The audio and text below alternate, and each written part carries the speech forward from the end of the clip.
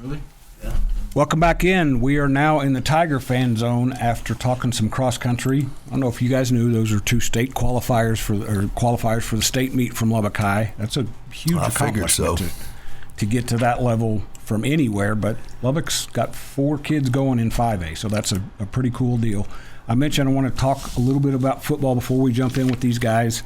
I'll repeat this. Lubbock Cooper's game has been moved to tomorrow night, Thursday night. 6 p.m. at Wichita Falls Memorial. Will be right here on 100.7 The Score.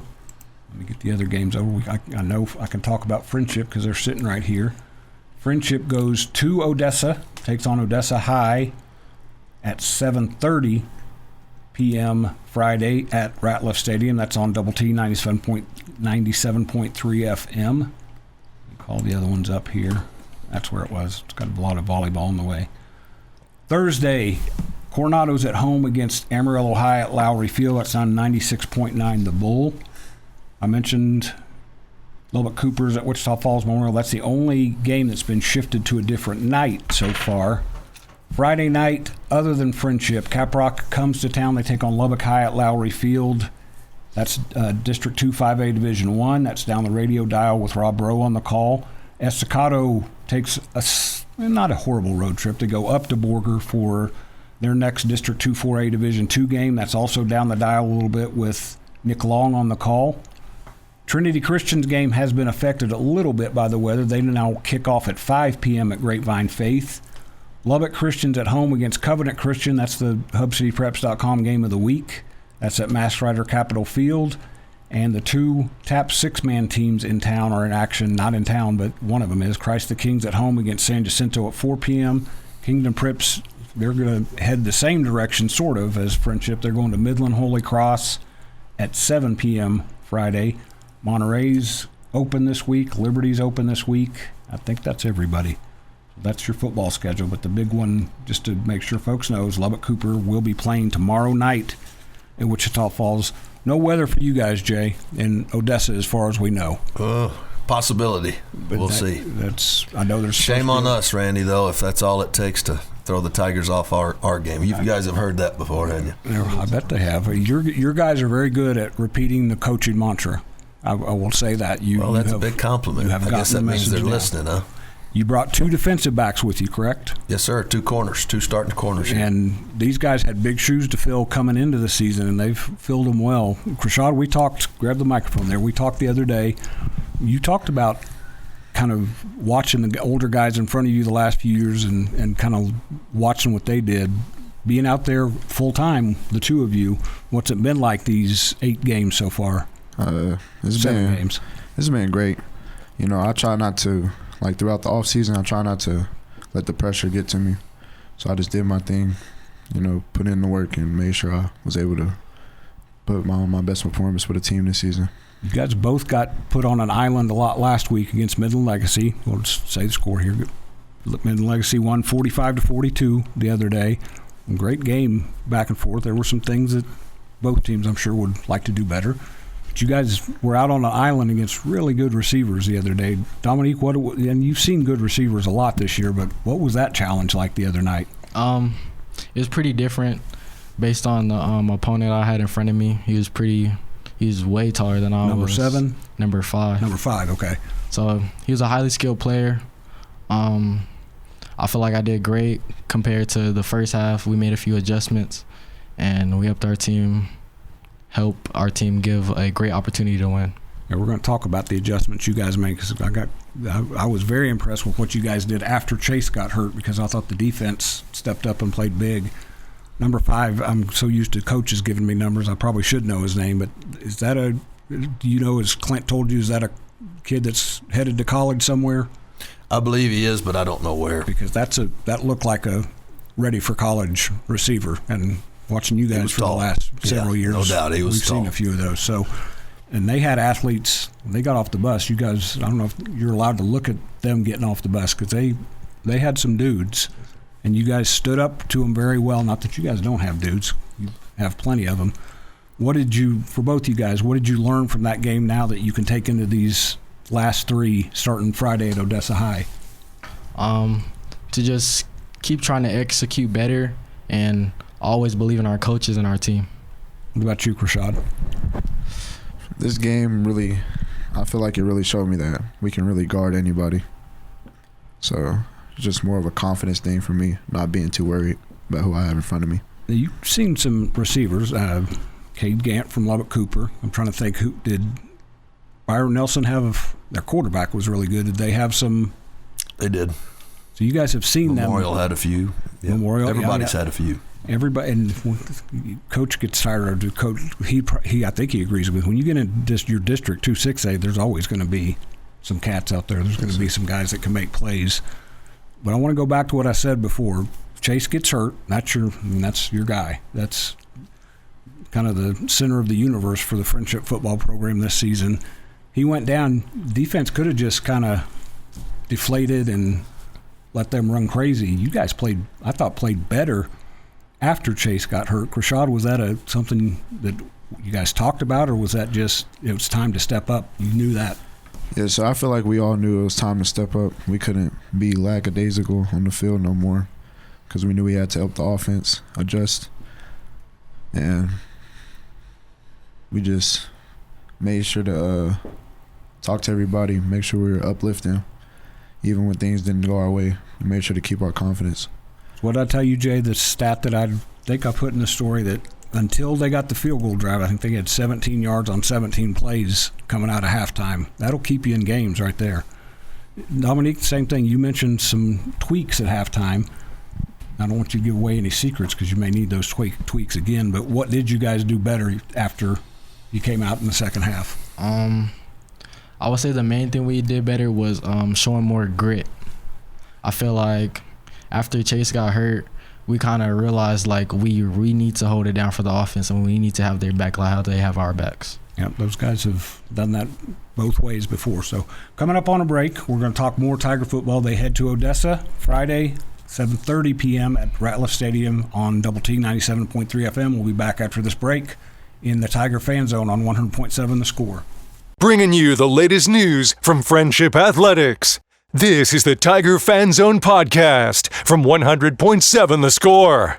Welcome back into the Tiger Fan Zone on a Wednesday night. This is 100.7 The Score, which is where you will hear, I'm going to beat people over the head with this, you will hear Lubbock Cooper's game tomorrow night at 6 p.m. instead of Friday. Got shifted because of weather. Apparently in the Fort Worth and Wichita Falls area, a ton of games have been moved. It's going to be a quiet Friday night in that part of the Metroplex. I think there's still some games, like Trinity's game got shifted early, but Lubbock Cooper will get on the road early tomorrow, head up there, play at 6 p.m., and be home Friday night. We could run through some standings here. District 2-6A, where these guys play. That's not District 2-6A. Odessa Permian and Midland Legacy are both 2-0. Friendship and Midland High are both 1-1. San Angelo Central and Odessa High are both 0-2. But it doesn't matter because every game in that district there's always something weird. There's something weird and entertaining. I don't think Coach had gray hair until he started coaching in District 2-6A, because I sent you that picture recently, Jay, where you look so young and life hadn't beaten you down. I was 20 years younger 10 years ago. There you go. So, yeah. Have you guys gotten used to the playing? Because you play those sub-varsity guys, too. You know that they're even freshmen and sophomores, they're going to have some guys. What's it been like to play in that district the last few years and now at the varsity level? It's been very, I would say, difficult, but I feel like our receivers, they've been very naturally talented, and thanks to Coach Northcutt, he's made them even better. So it helps us get better and be more prepared for the games. Yeah, when you're a defensive back at Friendship, you're going to see some guys in practice. You don't have to worry about Friday nights. How much has that helped you, Chrishaud, to see Leighton Stone and Chase Campbell and Hayden Wilson? And I don't want to leave anybody out because now you guys have to have a few extra bodies out there.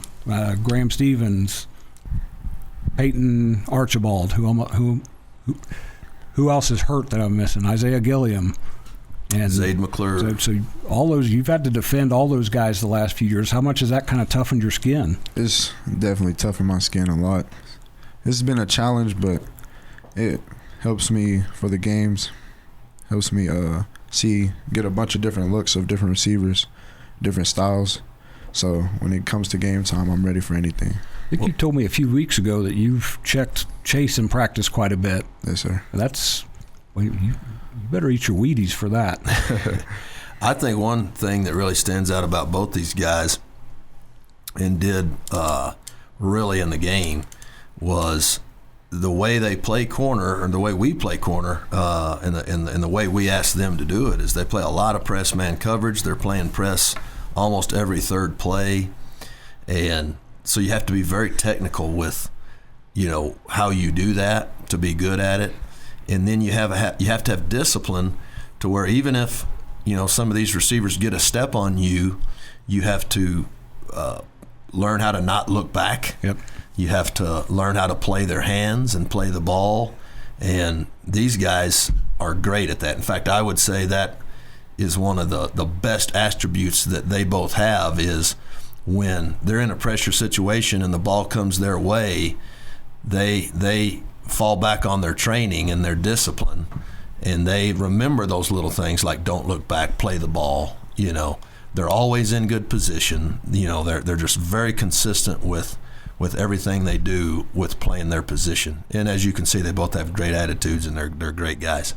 And what's the cliche about the defensive back? You got to have a short memory. Yeah. And that's for a Tough. high school guy. That's tough. Have a next play mentality. Yep, and that's exactly. So, Dominique, or have you always been a DB, or did you? I can't remember which guys I mentioned to this the other day. I would guess a lot of kids grow up in the friendship, smaller programs, thinking I want to be a quarterback or I want to be a receiver. Sometimes you got to figure out you're pretty good at the other side of the ball. Yeah, I came into friendship playing linebacker, and then during the spring I moved to free safety, and then I moved to corner, because I realized that corner was like one of the hardest positions to play on defense. So I wanted a bit of a challenge, and that really helped me like mentally with boosting my confidence and just believing in myself and my team. So if you played offense, what would you be? Say slot. Okay, so not offensive tackle. Nah. No. What about you, Chrishaud? I came into friendship playing free safety, but when I was in Little League, I played corner. So when I made the switch sophomore year to back to corner, it was pretty natural for me. Now, I mentioned you guys had two older guys, Bryce and Maverick. How long did they start? Well, each of them were almost 3-year starters for us. So you guys had guys to kind of watch, see how they did. I think that's got to be helpful for guys. How old are you two? 17. What year? Senior. You're both seniors now, so this is your shot. This is your chance to get out there and make an impact, and they're definitely doing that so far. We got one more segment in the Tiger Fan Zone. We'll come back after this break on 100.7 The Score. Breaking down friendship sports. This is the Tigers Fan Zone podcast from 100.7 The Score. Welcome back in. One more segment of the Tiger Fan Zone. We've been talking to two of their two starting cornerbacks about taking on Odessa High, which Coach and I talked about this the other day. Odessa High is 0-7. You guys are savvy enough to be able to look at records and know that, but you don't think about that as much as just you guys taking care of your business. So let's start there, Chrishaud. What do you guys have to do Friday night to get back on track after losing the other night? Make sure we just keep our discipline and not overlook this team just because of their record. And just make sure we just do our job and come out there and execute. What about you, Dominique? What do you think? Especially let's focus on what the defense has to do against Odessa High. I say we keep believing and sticking to our culture, because that's who created from the ones before us, and that's who we're going to keep building for the ones who come after us. And the young ones are watching how we finish and execute the season. Yeah, because you have a pretty big crop of seniors, and I'm guessing Coach would like you to make sure you help get the young guys ready. Yes, sir. So Coach mentioned that he played for Mark Robato in college. You guys have gotten some experience with him. What are some of your favorite phrases that stick out in your head whenever you're getting ready for a game that he's out there, you can hear him in your head? I would say when he asks who's going to quit first, because that, to me, that just means like who's willing to fight to the very end, no matter what the score is, no matter what each team's record is, and who's willing to execute down to the very last second.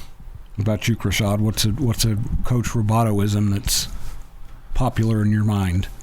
Just he says hit a lot. That's really his thing. It's a pretty good thing for a defensive coordinator to lean into, isn't it? Yes, sir. Do you like that part of cornerback? Sir. I love to hit. They left out some of the more colorful sayings, I would say. We were talking about the Italian part. I can understand. If you ever ask him how he's doing, and I've never figured out what this means, maybe you guys can tell me.